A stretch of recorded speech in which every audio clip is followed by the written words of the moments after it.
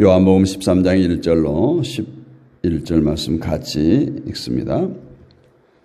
유월절 전에 예수께서 자기가 세상을 떠나 아버지께로 돌아가실 때가 이른 줄 아시고 세상에 있는 자기 사람들을 사랑하시되 끝까지 사랑하시니라. 마귀가 벌써 시몬의 아들 가룟 유다의 마음에 예수를 팔려는 생각을 넣었더라.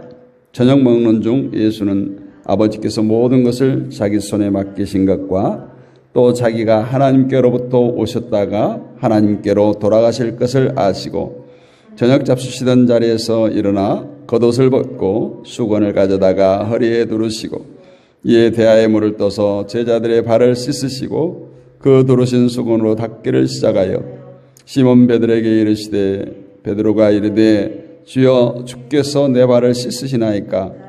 예수께서 대답하여 이르시되 내가 하는 것을 내가 지금은 알지 못하나 이후에는 알리라.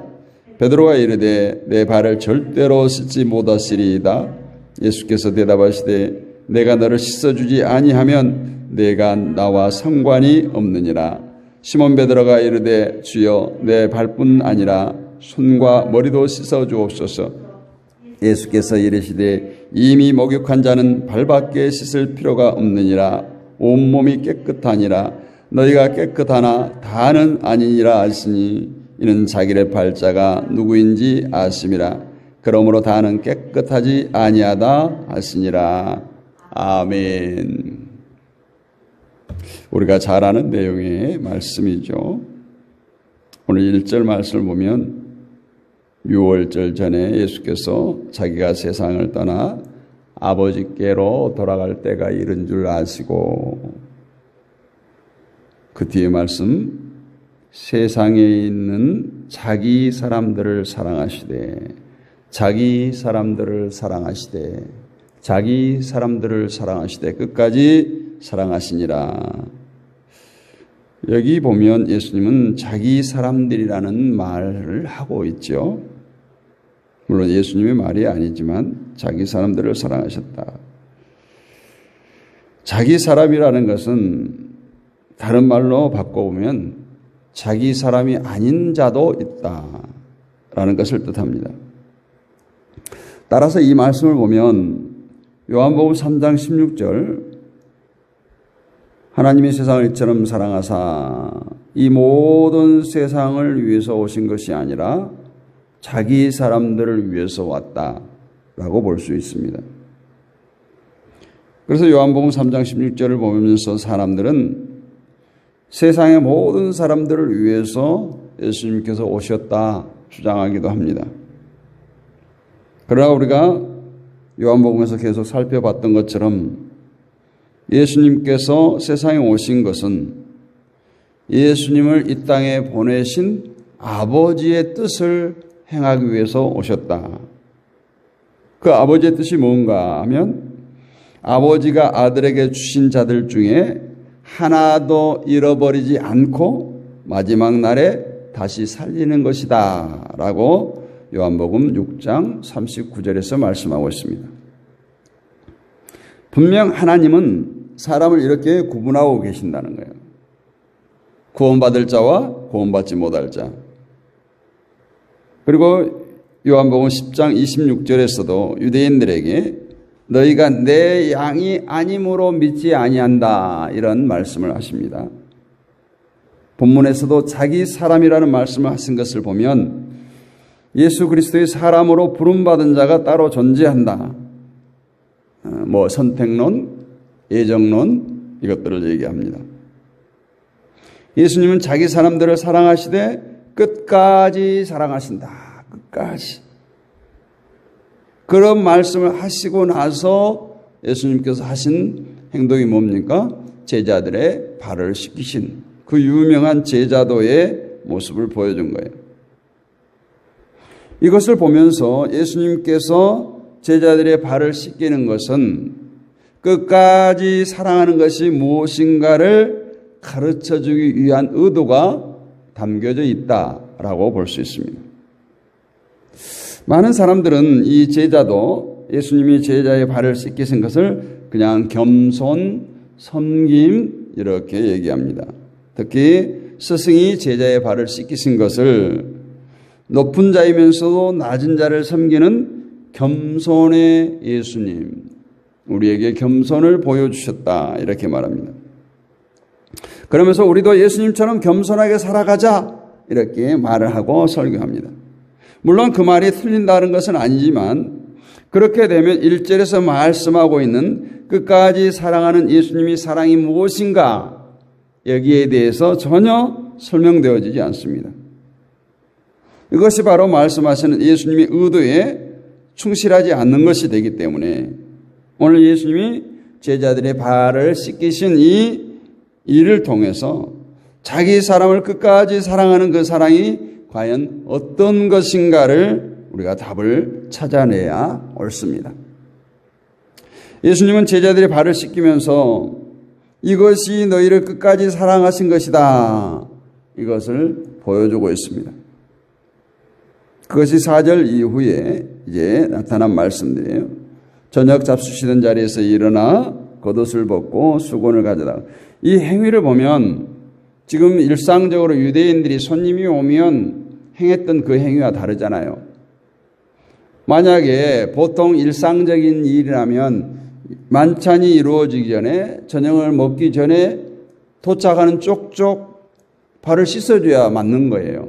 그러니까 이제까지 손님들에게 예의를 차려서 발을 씻는 것과 오늘 만찬 중에 제자들의 발을 씻는 예수님의 의도는 전혀 다르다는 것을 우리가 이해해야 됩니다.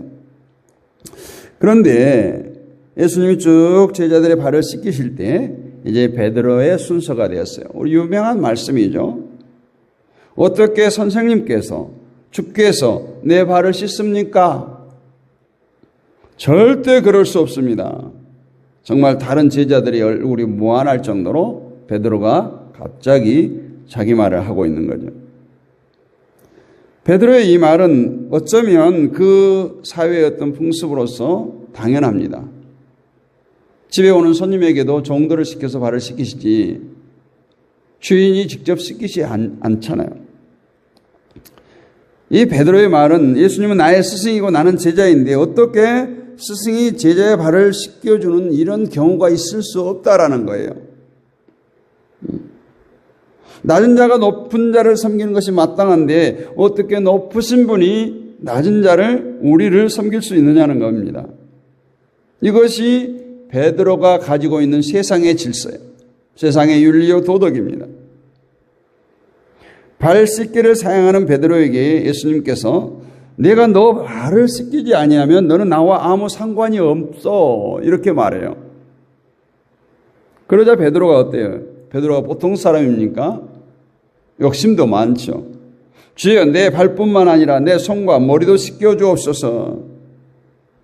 이 온 몸을 씻겨달라는 거예요. 노출된 모든 신체를 씻겨달라는 거죠. 베드로의 이 말은 발만 씻는 것보다 손과 머리까지 씻으면 이 많은 제자들 중에 나는 좀 특별한 존재가 될 것이다. 예수님과 더 깊은 관계가 되어진다. 예수님께서 그 전에 관계를 얘기하잖아요. 내가 너의 발을 씻기지 않으면 나와 아무 관계가 없다 하니까 손과 머리도 씻겨달라 이렇게 말합니다. 아마 베드로는 예수님이 다른 제자들은 발만 씻어주었지만 나는 손과 머리까지 씻어주어서 나는 다른 제자들보다 더 예수님과 가까운 관계, 예수님의 총애를 받는 관계가 될 것이라는 생각을 품었을지도 모릅니다. 다른 제자보다 자기가 예수님과 더 가까운 관계가 되고 싶었던 것입니다. 이처럼 베드로는 항상 예수님 곁에 바짝 붙었어요. 우리가 12제자의 성화를 보면 항상 베드로는 예수님 곁에 이렇게 기대듯이 그려져 있는 것을 볼 수가 있습니다. 스승이신 예수님과 더 가깝다는 것은 우리가 세상에서 생각하는 관계가 똑같잖아요. 우리가 세상에서 높은 자들과 사진 찍고 저는 어떤 목사님 사무실에 가서 정치인들하고 악수하고 사진 찍는 거를 막 걸어놓은 것을 보면은 경악스러워요. 왜 그럴까? 아마 오늘 베드로 같은 심정이 아니었을까? 그런 생각을 해봅니다. 오늘날 현대교회의 많은 교인들이 이 목회자에 대해서도 이런 마음을 가지고 있어요. 다른 성도들보다 내가 우리 목사님과 더 가깝다. 내 관계가 좋다. 내가 무슨 건의만 하면 우리 목사님은 다 들어주신다. 목사님의 사랑을 받고 있는 것처럼. 그래서 신방을 할 때에도 제일 먼저 신방을 받으면 자신이 뭐 대단해진 것 마냥 생각해요. 다른 집에 한 번 신방할 때 우리 집에 2번 신방 와주면 아, 목사님께서 나를, 우리 가정을 더 사랑하는구나. 저는 이런 사람들에게, 이런 목회자들이나 이런 성도들에게 정치인과 가까운 것, 목회자와 가까운 것이 아니라 예수님과 가까워진 것을 사모하고 살아가라, 이렇게 말씀드리고 싶어요. 여러분, 세상의 성공자들과 가깝다고 천국 갑니까? 상급이 많습니까? 목사님과 가깝다고 천국 갑니까? 상급이 많습니까? 어쩌면 우리 현대의 그리스도인들은 그런 쓸데없는 것에 경쟁을 합니다. 나는 하는 일이 잘 되는데 너는 실패했다. 그러니 나는 하나님의 사랑을 받는데 너는 하나님께서 사랑하지 않나 보다. 이런 식으로 세상 것을 가지고 하나님의 사랑을 받았는지 받지 않았는지 이런 것을 판단하게 돼요. 이것이야말로 믿음 없는 불신앙이고 예수님의 은혜와 사랑을 무시하고 짓밟는 것임을 우리가 명심해야 할 줄로 믿습니다. 손뿐만 아니라 머리 위까지 씻겨달라는 베드로의 말에 대해서 예수님이 뭐라고 10절에서 말씀하십니까? 이미 목욕한 자는 발밖에 씻을 필요가 없느니라. 온몸이 깨끗하니라. 너희가 깨끗하나 다는 아니니라. 다는 아니라 이 표현은 몸의 일부를 두고 하는 말이 아니라 제자 중에 한 명을 두고 하는 말임을 우리는 너무너무 잘 알죠. 왜? 그 뒤에 설명이 되어 있습니다. 이 말씀에 대해서 어떤 사람 목욕한 자는 발밖에 씻을 필요 없다. 이 말을 날마다 지은 죄를 회개하고 살아가는 것으로 이해하기도 합니다. 그래서 발만 더럽기 때문에 발만 씻으면 된다는 거예요. 오늘 지은 죄만 씻어내면 된다라는 거예요. 그러나 예수님은 발이 더럽기 때문에 씻어준다 말씀하시지 않아요. 온몸이 깨끗하다는 거죠. 온몸이 깨끗하다는 건 발도 깨끗하다는 것이에요. 즉 발도 깨끗한데 깨끗한 발이 세상을 살면서 더러워졌기 때문에 씻어야 한다는 것이 아니에요. 이 말을 보면 세상을 살아가면서 지은 죄를 회개하라는 뜻이 아니다라는 것을 알 수가 있죠. 10절 말씀대로 하면 목욕했다는 것은 곧 온몸이 깨끗하다는 것이에요. 너가 머리도 씻었으니 너 팔도 씻었으니 이렇게 하지 않고 온몸 목욕했다는 거예요. 이 말대로 하자면 온몸이 깨끗하기 때문에 발도 씻을 필요가 없어야 되는 거예요. 그런데 예수님은 발밖에 씻을 필요가 없다는 말씀을 하심으로써 몸이 깨끗하다고 해도 발을 씻어야 한다는 의미의 말씀을 지금 하고 있는 거예요. 이것이 바로 끝까지 사랑하신다는 것과 연관이 있는 예수님의 교훈이 숨겨져 있다. 즉 예수님이 발을 씻어주시는 것은 더러운 발을 깨끗하게 씻어준다는 것을 뜻하기보다는 예수님과의 지속적인 관계성을 말하고 있는 것입니다. 그래서 내가 너희를 씻기지 아니하면 내가 나와 상관이 없다 말씀하고 계세요. 목욕을 해서 온몸이 깨끗하다는 것은 더러운 자들과 구분하는 말씀이에요. 세상은 더럽습니다. 세상에 속한 모든 자가 더러운 존재예요. 더럽다는 것은 지금 내 몸이 씻지 않아서가 아니라 내가 어디에 속한 존재인가를 두고 오늘 주님께서 말씀하고 있습니다. 행동이 도덕적으로 나쁘기 때문에 더럽다는 것이 아니에요. 사단의 권세에 속한 자면 더러운 것이고 주님께 속한 자면 깨끗한 자예요. 목욕한 자예요. 내가 착한 일을 했기 때문에 깨끗한 것이 아니라 내가 주님께 속했다는 것 그것만으로 우리가 더러운 존재에서 깨끗한 존재로 여겨지는 것입니다. 그러므로 깨끗하다는 것은 우리의 행실과 아무런 상관이 없어요. 따라서 내가 스스로 깨끗해지기 위해서 힘쓴다는 것은 성경과 맞지 않습니다. 우리의 깨끗함은 주님의 은혜로, 주님의 은총으로 되어진 결과예요.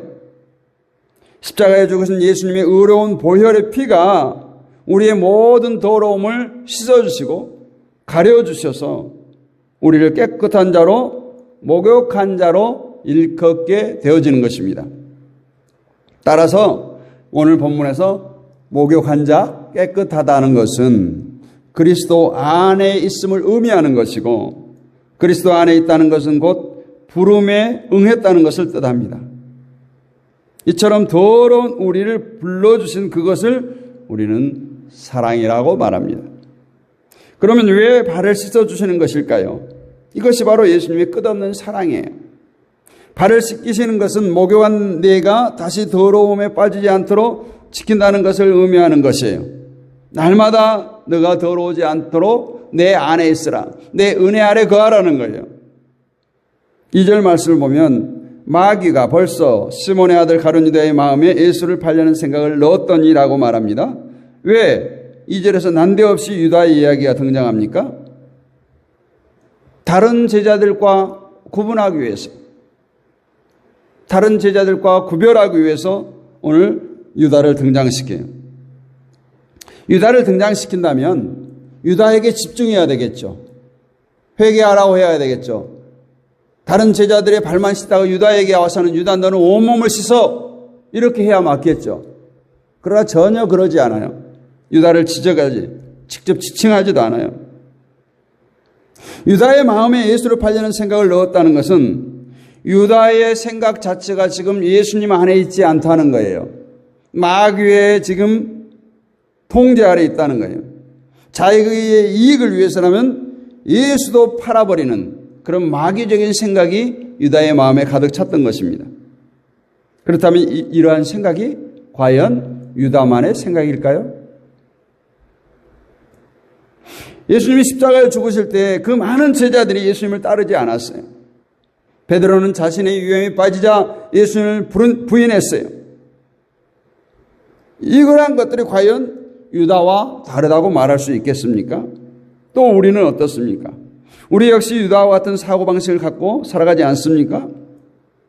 예수보다 내 삶이 중요하다고, 내 가정이 중요하다고, 내 자녀들이 중요하다고, 내 이익을 위한 일이라면 예수님은 얼마든지 잠시 포기하고 내 그 일을 붙드는 것이 우리의 사고방식이 아닐까요?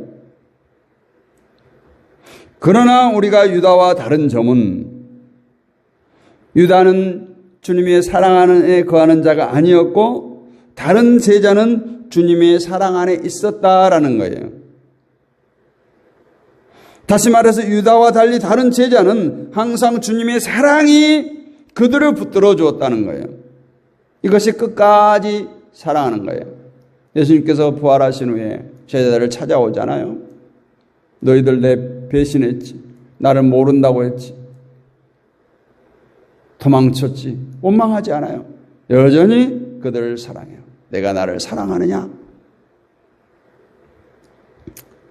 우리는 내 믿음으로 산 것이 아니라 주님의 사랑이 나를 믿음으로 살게 하신 것입니다. 내 공로가 아니라 주님의 사랑이라는 것입니다. 우리는 이것을 잊어버릴 때 내가 한 것에 대한 보상 심리를 갖게 됩니다. 기대하게 돼요. 우리는 주님의 끝없는 사랑으로 살아가는 존재임을 잊지 마시기를 원합니다. 그래서 여러분의 믿음에서 항상 주님을 바라보시기를 원합니다. 우리가 주님에게서 시선을 뗄 때 베드로가 풍랑이는 바다에 빠졌던 것처럼 우리는 세상 가운데 빠질 수밖에 없고, 우리가 주님과 관계가 끊어질 때 스승을 팔아버리는 가룟 유다와 같은 마음으로 살 수밖에 없습니다. 성도는 주님의 끝없는 사랑을 믿고 살아가는 존재예요. 자신의 힘과 능력과 착함을 믿는 것이 아니라 주님의 사랑이 나를 숨쉬게 한다. 오늘 또 나를 주님 안에 붙들어 놓았다는 고백으로 살아가는 것이 바로 성도입니다. 그래서 성도는 어떤 일에서도 주님을 바라보며 걱정, 근심, 염려하지 않은 거예요. 두려워 떨지 않는 거예요. 주님이 나와 함께 하심을 믿고 굳건히 나가는 것입니다. 주님의 끝없는 사랑을 의지하며 담대히 살아가는 저와 여러분이 되시기를 주님의 이름으로 축원합니다.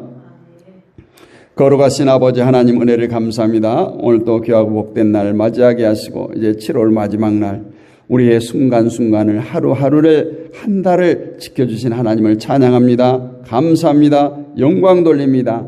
이 새벽에도 깨우기도 하는 주의 백성들 가운데 함께하여 주옵소서. 우리 이무선 사모가 함께합니다. 주여 붙들어 주옵시고 축복하여 주옵소서. 작은 자 기천범 최정림 집사님이 함께합니다. 주여 붙들어 주시고 축복하여 주옵소서. 조진태 집사님이 함께합니다. 이 한 주간도 야근 중에 있습니다. 안전으로 건강으로 지켜주옵시고 축복하여 주옵소서.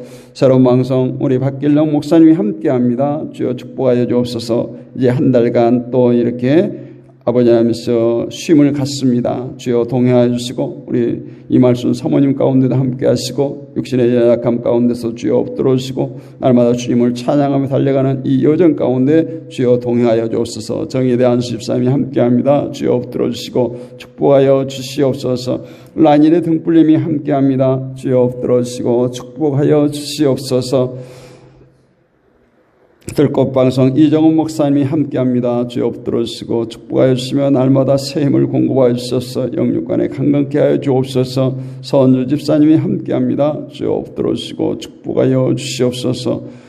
이숙자 사모님이 함께합니다. 주여 붙들어 주시고 축복하여 주옵소서. 권서미 집사님이 함께합니다. 주여 붙들어 주시고 축복하여 주시고 육신의 약한 부분을 주여 치료하시고 회복시켜 주시옵소서. 오늘도 함께하는 모든 주의 백성들 가운데 함께하시고 주님 동행하여 주시며 끝까지 우리를 사랑하신 그 주님 붙들게 하여 주옵소서. 세상에 어떤 것도 부러워하지 않게 하시고 날마다 주님을 찬양하며 기뻐하며 하나님께 영광 돌리는 삶으로 아버지 하나님 우리를 통해서 마음껏 영광받아 주옵소서. 하나님의 백성들이 사랑할 때 이 땅에 필요를 공급하여 주시고 부족함 없게 넘치도록 부어주시고 또 아버지 너무 부유하서 교만치 않도록 날마다 우리를 붙들어 주시며 하나님의 백성들의 가정을 축복하여 주옵소서. 직장을 축복하여 주옵소서. 사업장을 축복하여 주옵소서. 허리에서 난 자녀 손들을 주여 축복하여 주옵시고 육신의 연약함 가운데 있는 모든 자들 주님의 능력의 손 피 묻은 손으로 만지시사 하나님 지으신 창조의 그 모습 그대로 깨끗이 회복시켜 주옵소서. 오늘도 주님 바라보고 달려갑니다. 주님 동행하여 주옵소서. 믿사옵고 살아계신 우리 주 예수 그리스도의 이름으로 감사하고 기도하옵나이다. 아멘. 하늘에 계신 우리 아버지 이름을 거룩하게 하시며 아버지의 나라가 오게 하시며 아버지의 뜻이 하늘에서 같이 땅에서도 이루어지게 하소서. 오늘 우리에게 일용할 양식을 주시고 우리가 우리에게 잘못한 사람을 용서해 준 것 같이 우리 죄를 용서해 주시고 우리를 시험에 빠지지 않게 하시고 악에서 구하소서. 나라와 권능과 영광이 영원히 아버지의 것입니다. 아멘. 오늘 또 함께해 주신 모든 분들 감사합니다. 사랑하고 축복합니다. 오늘은 새벽 기도를 여기서 마치겠습니다. 여러분 계신 곳에서 기도하시고 또 은혜 나누시기를 원합니다. 2024년 7월 31일 마지막 날이네요. 7월 한 달 동안도 여러분 달려오시느라고 더위와 싸우시느라고 수고 많으셨습니다. 건강하시고요. 또 8월 첫날 새벽에 뵙겠습니다. 10시에 1채널로 찬양마을 수요예배가 있습니다. 또 오늘 박길래 목사님 이제 마지막 새벽기도 이제 한 달간 또 쉼을 갖는다고 하니까 많은 은혜 나누시기를 바랍니다. 샬롬.